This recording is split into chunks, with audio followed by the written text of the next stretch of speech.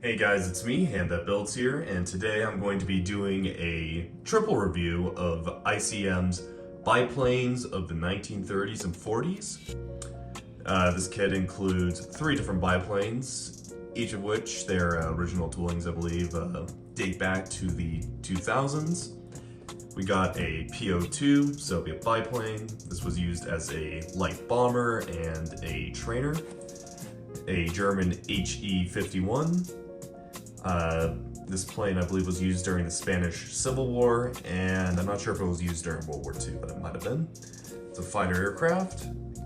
And finally, a Japanese Ki-10, also a 1930s aircraft. Not exactly sure which wars it's been in, but I do believe it was in the Sino-Japanese War, or the Second Sino-Japanese War, and I believe it was used in Manchuria against the Soviets. They might not have been used during World War II, but don't quote me on that. So, as I said, all these kits are from the 2000s. I believe the Po-2 is the newest, while the Ki-10 is the oldest. And, yeah. So, real quick, I'll say that I'm going to put a bunch of timestamps on screen right now. If there's a specific kit out of these 3 that you want to skip to, just fast forward to the number provided.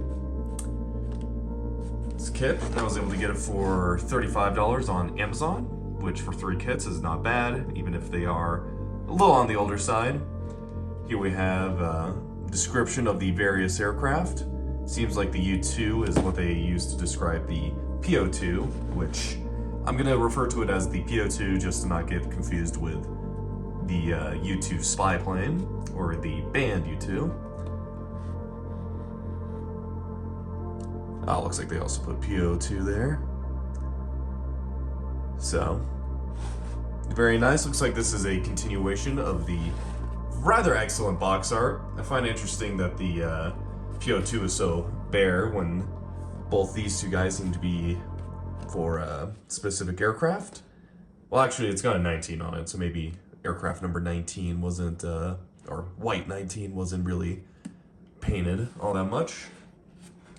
Yeah, side is also kind of continuation, but we also got a little bit of the, just like a smaller version of the clouds here. Clouds do kind of wrap around, so that's really cool that they did that. Here we get some side profiles of the various aircraft. I find it interesting that this guy is more of a gray color here, while it's a, I want to say a silver or a white color there. And this one side is the same as this other. So, pretty decorated box. Really like its presentation, and as I said, it's $35 for this on Amazon at least. And that means you're paying just about like $12 each, $11.50 each maybe, which is not a bad price whatsoever for some not that old kits, even if they are in the 1/72nd scale. Flip it over, there's no real box detailing on the back, which is just fine. Just gonna take my hobby blade here, just cut along the tape, and we will get right into the kit. Alright, let's see here. The thing with these ICM kits is that usually they're pretty packed on with the top of the box. They have these, like most Eastern sellers, they have, or model manufacturers I should say, they have the ever so nice opening interior box, so it just folds in right there. It's got a flap, makes it nice and easy to get inside. And starting off from the top, we have what looks to be the He-51, so it's gonna He-51, and then we got the Ki-10 here, and then the Po-2. I was actually expecting a few more bags, but yeah, that's whatever. Take each one of these guys out. Then on the inside we have 2 instruction booklets. This one for the He-51, this one for the Ki-10, and it looks like the Po-2 is actually this big instruction booklet. The box off to the side there. Let's get back to this later. Alright, starting off with the Ki-10. Here we can see we got just one sprue, nothing too crazy going on. It has a resealable bag, which is always nice to see. This one's also really big, so if you ever want to just use these for anything else, I think the best case scenario to use these is just storing decals and small loose parts. Alright. So, let's see. None of these parts seem to be numbered, but I'm going to assume this is the top right here. Top of the wing looks fine, but we might have some injection pin markings right there, so you're going to want to try to fill that. It's going to be kind of hard because, as you can see, the light reflections, the plastic kind of has ribbing, probably because this is some sort of doped fabric covering. It's a little unfortunate, but it is fixable. Here we got individual propeller blades, which is I'm not a big fan of. I know some people like to have them separate because depending on if the plane is in flight or on the ground, the propellers will be in different pitch settings, which is cool in theory, but it also makes it really hard to line them up so they're all facing the same way. I much prefer the single molded propellers, so got some struts here. Lower wing, I believe, which has some panel lines there, presumably for some metal bits. What I'm gonna assume to be the cockpit floor. No idea what that is. Some wheels, which are actually decently molded. They are single molds, but let's see if I can get the camera up to that. Yeah, they are pretty well molded. And real quick, we can see the inside of the fuselage, which is very simple, but it's better than just having flat walls. We got some nice structure detailing, more struts, joystick, and I have no idea what those are for. Seat, presumably a bit of the interior. Here we got some tailplanes and stabilizers.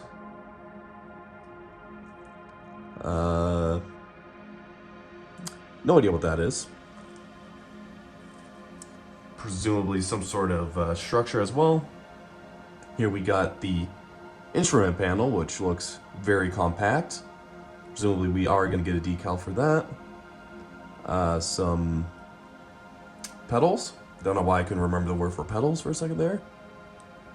And looking at the fuselage, I do believe most of the fuselage was wood, so if you look close, you can see that that's actually pretty textured. I'll probably smooth out this bit because I believe that bit is metal, but the wood, I feel like having a uneven surface actually helps it. Presumably this is a older kit because, as you might have noticed, none of the parts are numbered. But don't worry, I'm sure the instructions will have them all numbered. It is also a very low part kit, obviously, so it's not exactly hard to not know, or to know where a part goes. Now, included in this is this, what I'm presuming to be the clear part. Looks like instead of just using a clear plastic, they use this instead, which is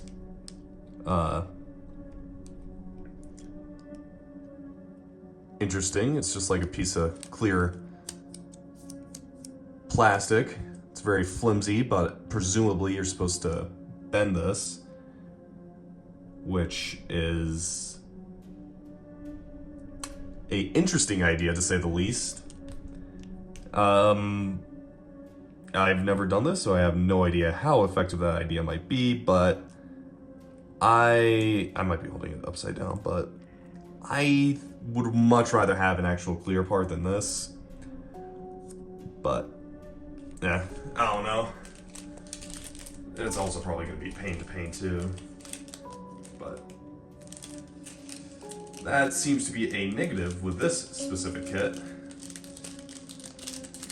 Try to get that back in its bag. But otherwise, for $11.50, it's not bad. It's got decent detailing, not much to really complain about. I don't think there's any other Ki-10 kits out there, at least in the scale, that are actually readily available, so it is worth keeping that in mind. I wouldn't recommend this kit specifically for a new modeler, but if you have any kind of experience, you could definitely make a kit out of this. If I had to rate it out of 10, probably like a 6.5 or 7. Keep in mind this is very cheap, so you gotta keep that price point in mind.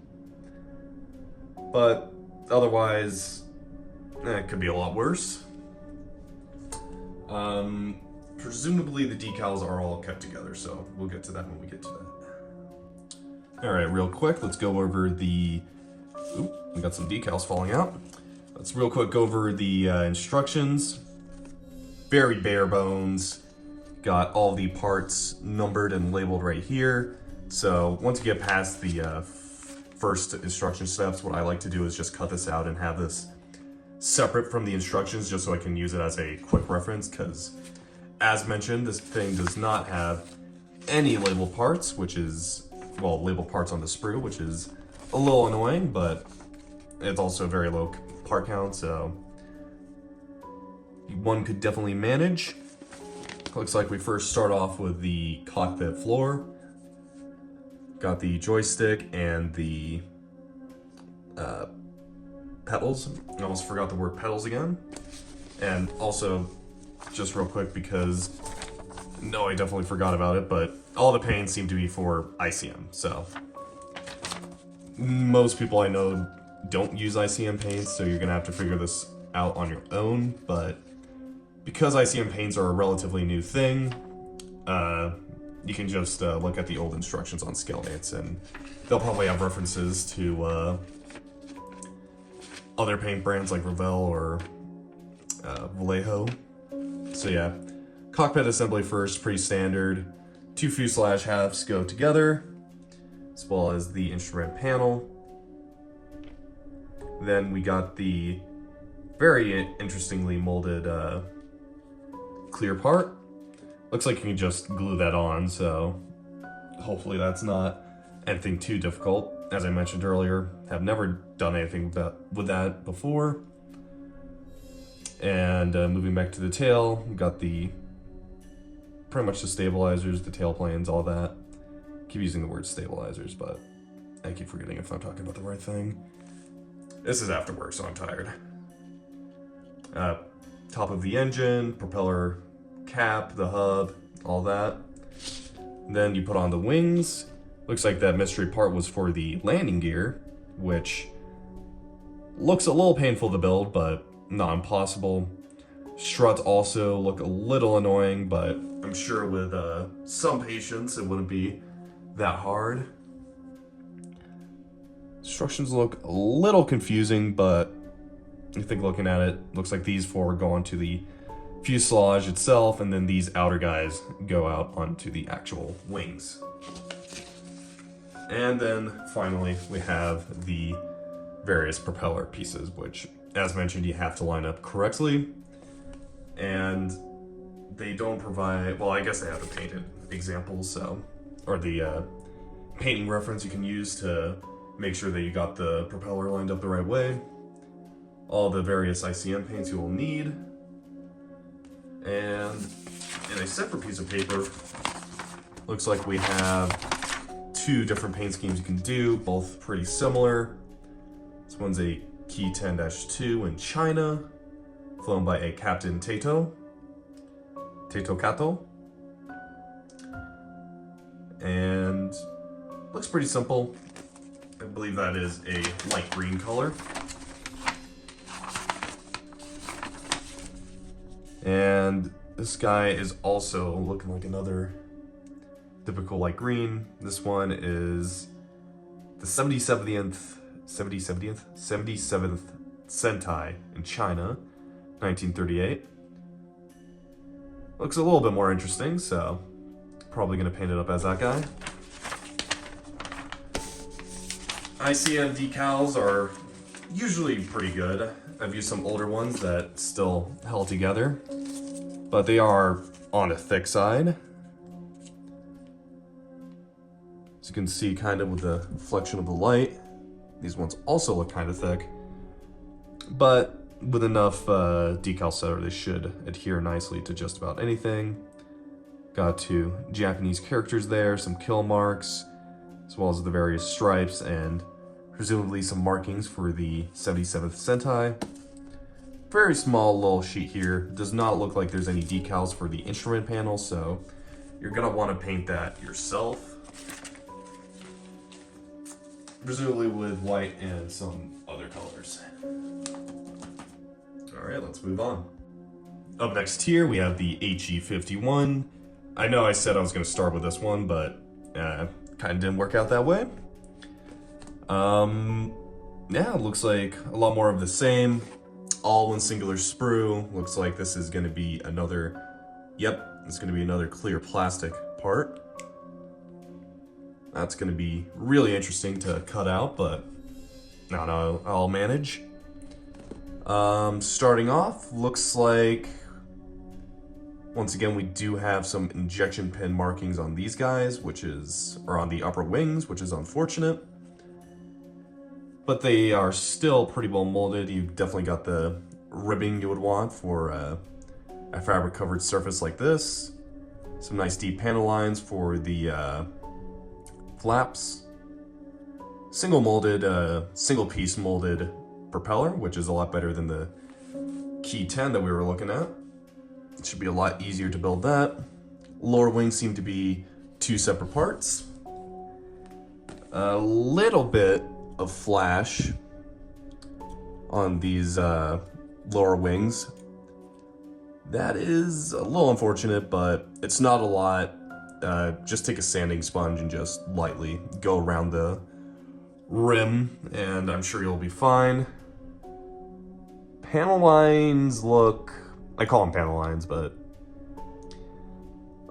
they aren't really panels, but these ones look pretty uneven, but maybe that's just because it's supposed to represent a fabric surface, maybe. Actual panel lines themselves, if we move up here, they look good. They're fine enough. Got two fuselage halves. What looks to be corrugated steel for the fuselage, which is, as you can see, molded on. It's very nicely textured. The plastic itself looks pretty even, so this one you might want to go over with like some very high grit sandpaper and just polish that, but if you're just a regular modeler, it'll look just fine painted. Here we have a bunch of tiny parts, which is assumably that's for the exhaust. Some struts, bunch of small parts that, once again, I don't know how to describe. The wheels themselves are very nicely molded, once again. On the other side, single pieces, what looks to be the fuselage floor. The insides of the fuselage look to be molded, so we got some nice interior detail. Up here we got the instrument panel as well as the propeller hub, which looks like you won't be able to spin or maybe you will? This has got a peg, but the propeller hub does not have a thing for the peg to go into, so presumably that's maybe mismolded and there's supposed to be a hole right there. Might be wrong about that, but oh well. Looks like the upper part of the upper half of the upper wing. Use the word upper 10 times there. Very nice. Stabilizers, flaps, tail stuff. Bottom half of the fuselage all look nice. This is presumably the upper part of the engine. or engine cover, if you want to be technical. Does look like the landing gear is just going to be some sort of skid back here, so that's interesting. Yeah, I like this one more than the Ki-10, but it's got a lot of the same problems as the Ki-10. Once again, none of the parts seem to be numbered anywhere. This one seems to have more flash on it, which is unfortunate, but the actual construction seems to be a lot better. Still got this. I'm not taking it out because it was kind of a pain earlier, but you can see it pretty perfectly through the plastic. It's also got the weird clear part instead of, well, the weird clear flimsy plastic instead of an actual molded part. For $11.50, this kit is, I would say it's like a 7 out of 10 for its price. $11.50 is pretty cheap for a kit, and this kit looks to have pretty decent detail.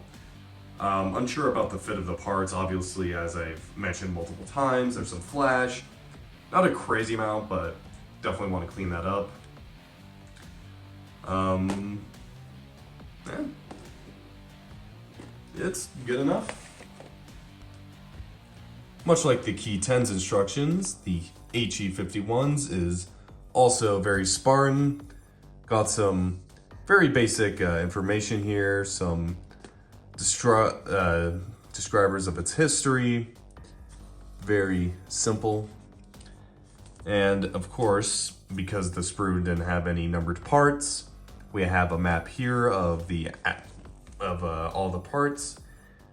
And what I like to do, as I mentioned earlier, cut this out and then just have it separate with the instructions, obviously after doing all the bits here. Just cut this out, have this separate from the instructions, so that way as I'm reading through the instructions, I can keep using it as a reference for all the various parts. Once again, we got, looks to be all the decal and paint reference stuff right there. Start off with a very simple cockpit.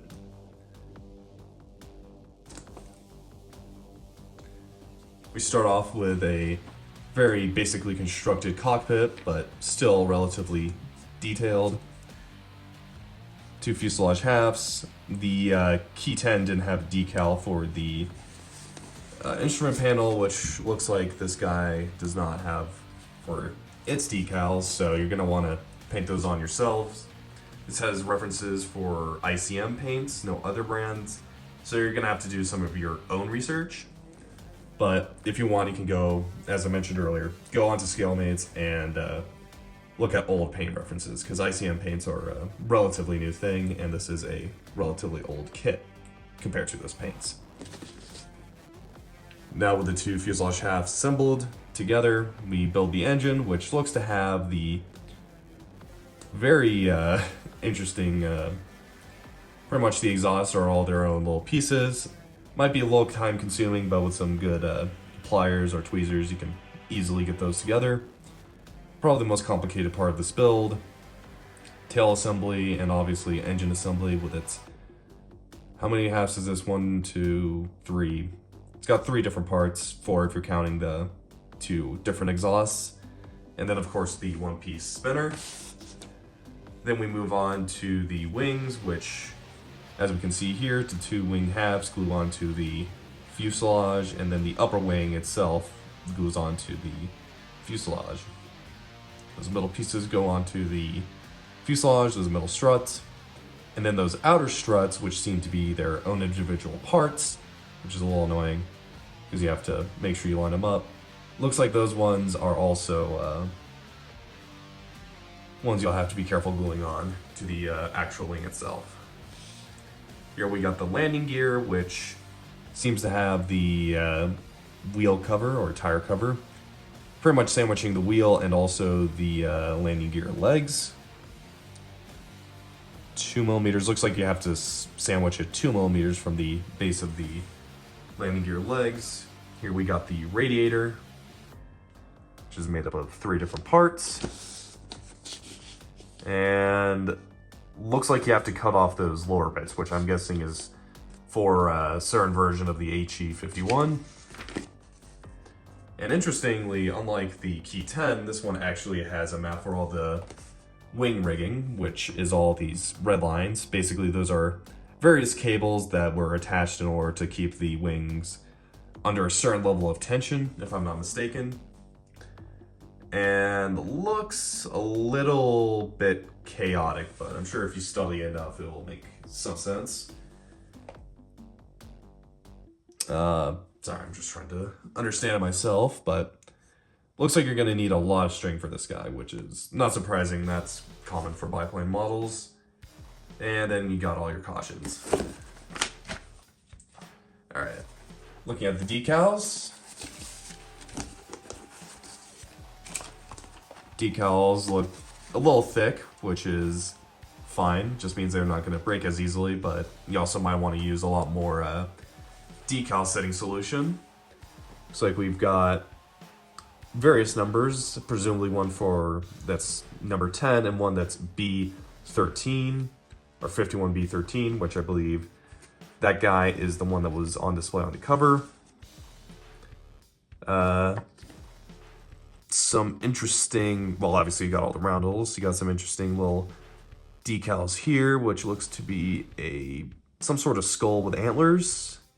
And then Lufthansa decals, I believe, or markings of some sort. And then decals for the tail, which I'm a little surprised I didn't just do a white circle and have you paint the red, but looks like that's all one piece. And I think we all know what decals in the center there, so.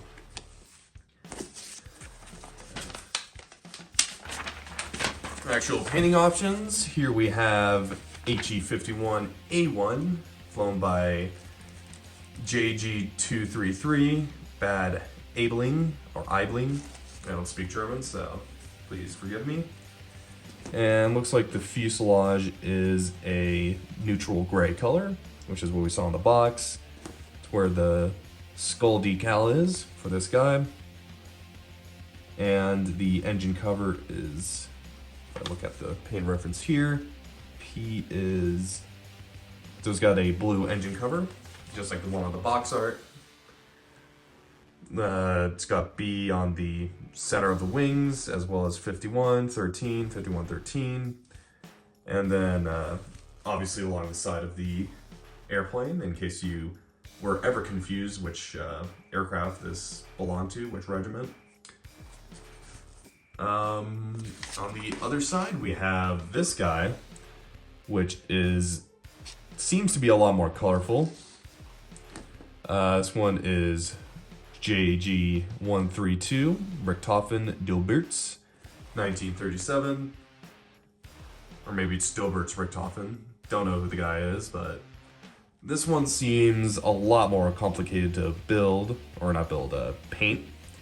Just because if you look up here, we can see that it's got a interesting curve going on there, but I think visually it'll look a lot more interesting than the other guy that just had a lot of numbers and letters on it. That color is Q, which Q is deep red. So this guy is going to have red, a lot of red. A is white, so it's going to have red, white.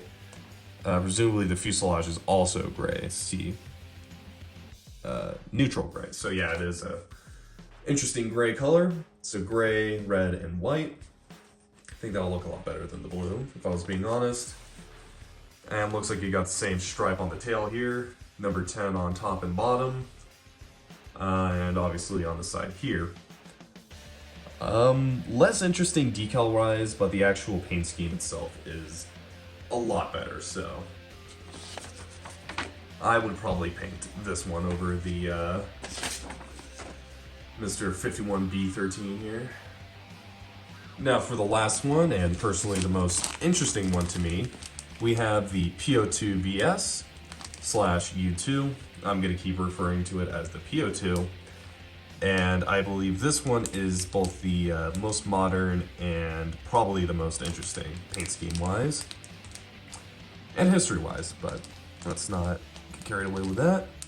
This one, as we can see, has the largest single sprue, but unlike the others, if we flip over, we can see that it also has a separate sprue for the bombs, and finally, a clear piece for the actual clear parts, which is so nice, because the other kits, they had this weird piece of plastic that you would have to actually cut the windscreen out of, which was a very interesting choice to say the least. But let's actually stop talking about those guys and get on with this one. Alright, starting off with the small guys first, I'm going to quickly open up this clear part. This one also has a nice sticky resealable bag, so you can actually put all these parts away in their bag once I'm done with them. Yeah, it's a clear part. Plastic looks kind of thick, which is not great, not bad. It's got flash there, but that's not an actual part.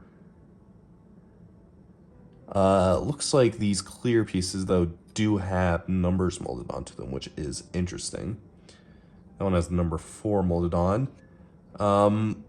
Hopefully that isn't a part or a bit that I have to cut off, but I don't know, we'll find that out when we get to the instructions. As for their clarity, they kind of, because they're so thick, they don't look clear at all, I'll be honest. But, oh, actually it's not that bad. I say clear at all, but it could be much worse. This is what I would consider to be the bare minimum of clarity I would want with a clear part, so. I know I'm being really negative, but it's nice to see finally an actual clear piece like this. Quickly put that back in its bag. Then I'm going to move on to the sprue, which has all the weapons on it, it seems. Up here we have a machine gun. I think this is a PT machine gun, because the Soviets before the Shikas had a much more classic designed light machine gun for their airplanes. I believe it was based off of the Vickers K machine gun. Excuse me. Which this one kind of seems based off of, but with how that barrel is down there, it could also easily be Shikas. So don't quote me on that. Other than that, looks like we have 4 bombs in a whole bunch of pieces, as well as the pylons that they are attached to. These look like basic 100 kilogram bombs, which is what these planes were usually armed with. Po-2s during World War II were commonly used for night raids on enemy bases and the like. Those raids weren't necessarily meant to cause damage, but more to basically keep the German soldiers stationing them awake at night and constantly under fear. So that way they would slowly just become overall less effective as soldiers and thus easier to defeat. So it's nice that we got the bombs with this one. A lot of kits don't include their bombs, which is disappointing. And then finally, let's move on to this big guy right here. Looks like the fuselage is once again in 2 halves. This one is a lot smoother, it looks like, compared to the older ones. And another big plus, I kind of mentioned it earlier, but it looks like these ones are actually numbered instead of having a piece of paper that has all the parts mapped on it. Because the other ones, the sprue didn't have any indication of what part number any of the parts were, so that's a little disappointing. Also, if it sounds like I keep over-explaining things, it's because people are going to be skipping throughout this video, so I have to say everything 3 different times, pretty much. But yeah, these guys, their plastic is so much smoother than the others. It's so smooth. The other ones I kind of excuse because they were partially made out of wood, but, well, wood, fabric, and the likes. This guy is also fabric and wood, but the rougher texture I was kind of excusing a little bit. But those ones you'll definitely want to hit with some polishing sandpaper. This guy, on the other hand, is really nice and clean looking. Try to refocus my camera on it. I'm not seeing any flash. Down here we got the upper wing, which is once again ribbed. I think the ribbing on this one is better than the other 2 aircraft because it's not as pronounced, but obviously when you paint it, you'll still see them. And that's fine because these parts were all made out of fabric. On the left here, we have tubes that I have no idea what they're for, probably the engine. Here we have the absolutely tiny 5-cylinder radial engine. I'm not sure if it was a radial or a rotary. Not sure if it was a rotary engine or a radial, but I'm pretty sure it's a radial. We got various different struts here, and then a cover for the radial.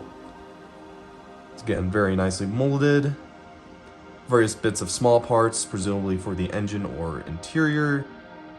Some more, I believe this is actually the engine mount, which will go to the front of the fuselage here. Wheels look actually kind of less detailed than the other kits, which is a little disappointing, but wasn't really a lot of detail to have with these wheels, if I'm being honest. Trying to get the camera to focus on them. They look alright, so that's good enough for me. Got the stabilizer here. Some tailplanes. Skis for if you want to build this aircraft with landing gear or skis, which is really nice to see that you have the options. Fuselage shafts, as I said, don't really have many panel lines on them, but the panel lines look really good on these ones. Mostly along the stretch here and up there, if I can get this damn camera to focus. They're not crazy deep, but they're pretty crisp, very nice.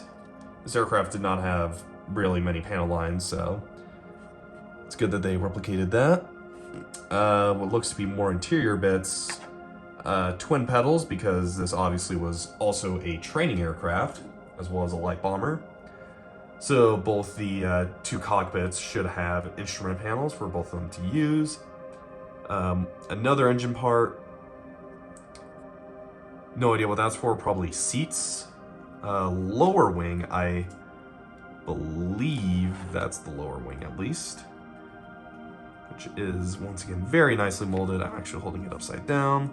Got the flaps there, some ridging here, which I'm presumably marks out where the pilots can walk on the airplane. One-piece spinner, which is unfortunately molded onto the actual blade itself, but a hobby blade can easily be able to clean that up. I think we already covered those seats. Let's flip this guy over. See the insides of these parts. Think too much. That radial is really well molded. Really happy with that guy. Interior, we can see the actual plane structure, which is good. Looks like we got cutouts in the side of the pieces for the various parts we're going to be gluing on into there. So the detail, or the interior detail, should be really nice and good. And that's about it for the sprues. I think overall, once again, this kit will technically be $11.50, or I guess $11.33, but depends on how you want to count them. For 11 bucks, this kit is actually pretty good. This is like the level of detail, I think. Let's use this Revell kit I got sitting right here as an example. This has more parts, but they are a lot worse. They aren't molded as well as this one's. But this guy was 17 bucks, and this guy is $11.50. So I think it's a pretty good argument that, relative to its price, this one's pretty good. I'll probably say that this guy is a solid 9 out of 10 as a kit. Of course, keeping in mind its price and its scale. Yeah. Alright, for the final instruction notebook, we have the Po-2s, which this one is a lot less Spartan than the other ones. Just real quick. This is what the other guys look like, just simple one page, like they got the paint reference here, but this is literally just it for instructions. This one's an actual proper booklet instead of a folded sheet of paper, and this one is actually in color. It's got some nice, it's got a nice description, various bits of history as well as statistics. It talks about his armaments, which does seem to be a Shikaz machine gun, so that's good to know. It's got paint callouts for ICM paints, which, as mentioned many times before, ICM paints aren't particularly common. I don't think any of my local stores have them, so you're gonna have to track down these colors on your own. And then obviously all the various descriptors for all the various markings. Oop, here we got the decal. Look at that guy in a sec. Here we have, once again, another part map, but this one should be a lot easier to build because the actual sprues have the parts numbered, not just a single sheet of paper. And looks like we are omitting a few parts, so that's good to keep in mind. Alright, moving on, we can see that the construction obviously starts with a fuselage. Looks like we are gluing on various pouches and presumably ammo pouches and bits to the side wall of the fuselage. We got the three different instrument panels, which seem to glue onto the side there before sandwiching them. Does look like you're gonna have to drill out a 6mm hole in the two fuselage halves. Presumably, if we go back. Okay, oh wait, no, that's the wrong screw. My apologies, just gonna real quickly look at the kit. Okay, so it does look like there is a little notch on the actual kit for where you're drilling out, so maybe what I would do is I would just take a hobby knife and cut that, glue these two halves together, and just take a 1mm, or I guess it's like 1.2mm. Just take like a pin boss, and once it's glued together, just drill through that marked spot with the hobby blade. Does not look like those are, those have decals for the instrument panels, so you're gonna have to paint those white or whatever you want by hand. I much prefer a decal, but that's whatever. Looks like you got various bits that go onto the side of the fuselage, which are presumably used to measure the airspeed of the aircraft, or whatever. Got the nose of the airplane, which are those two halves. That's also going to serve as a mount for the engine. The two clear parts, another side bit, and looks like you are drilling some more holes. Does not look like these ones are also... These ones might not be marked because it's got exact dimensions, which is not very practical. And once again, just going to hold this up. Okay.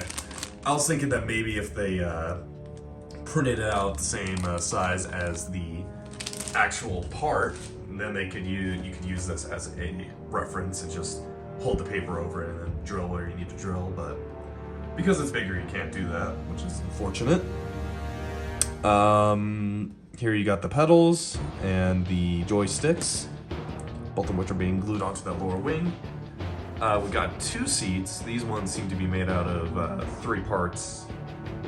Three parts for the seat and then 2 parts for the actual mount. So these are 5-part seats, which is not that bad, but it is also a lot of tubing, so you gotta be careful with those. Most ejection seats for fighter jets are 5 parts, so it's not crazy. Finally turning over, we're going to glue that lower fuselage half on, or not lower fuselage half, but lower wing on. Glue on the rudder, as well as some struts. Looks like these are individuals, so you're gonna have to be careful they're nice and lined up. Here we have the various landing gear options, which I'm guessing depending on how you want to paint this aircraft, you have to build it a specific way. Yeah, and then here you are, gluing it on, obviously. Already a lot more stuff than the other airplanes, but that's fine. Here we got the bombs, which seem to be 1, 2, 3, 4, 5, 6, 7, 8. 8 parts each for these bombs, which is kind of nutty, but not impossible. And 8 parts times 4, so that's like 36 parts you're putting together for this one stuff, which is, as I said, nutty. 3 parts for the defensive machine gun. Looks like you do have a magazine, glue on the bombs. And here we have the engine, which apparently there are 2 different engine variants. I believe that later production Po-2s had this cover for the engine. Once again, pretty simple engine assembly. And then here we got, ooh, that looks very interesting. Here we can see all the various riggings that you have to put onto this aircraft, which obviously, as I mentioned earlier, riggings are cables that were pretty much strapped between wings and various parts of the aircraft to pretty much put a level of pressure on bits of the wing, so that way the aircraft stays together. And looks like this one's pretty crazy with it, so you'll have to decode that as best you can, but looks can be deceiving. Oh, actually, it doesn't look that bad. Just just really trying to decode all that. Here's your first painting option, which is a U2VS of the 213th Night Bomber Air Division, September 1943. Simple 2-tone camouflage. This one is white 6. Seems like you got black and green and then a sky blue underneath. I do actually really dig the black and green camos, but maybe not for an aircraft like this. This one is a U2VS for winter 1942. Looks like it's painted white, but the actual struts themselves are still green, so that's interesting. And then the third option is a Po-2 VS of the 46th Tamansky KVNBAP, which is probably some sort of night bomber regiment. This one seems to be the most interesting. It's got a 3-tone camouflage with a brown, black, and green. Once again, sky blue underside. And it has, this one's white 19, and it has these 2 decals on the side, which looks like they are only displaying the colors from one side, which is interesting. Looks like you're gonna have to find out what the other side of these airplanes look like, so it's weird that they did that. And then finally we have a second Polish 1944. So this is a Polish volunteer Po-2, which is interesting that they had Polish volunteers fighting for them in 1944, but I'll leave that as it is. So technically these planes have, this kit comes with 4 decal options, but they did not go into a lot of detail on how these guys are supposed to be painted, which is pretty unfortunate, but I'm sure someone can figure that out. Here we have the decals. Looks like we got some darkened out ones, which presumably, if we go back to these guys, yeah, looks like you'll use the dark red ones for this guy and this guy, and then the ones with the white outlines for these guys, which I think I'm once again gonna have to make sure, because NBAD.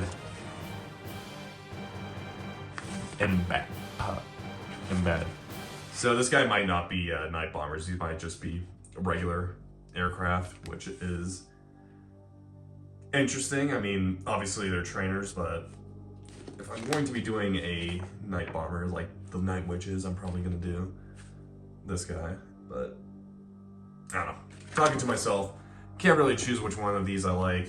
Kind of like this one, but as mentioned, there's not a lot of details, so you know, it's a little unfortunate.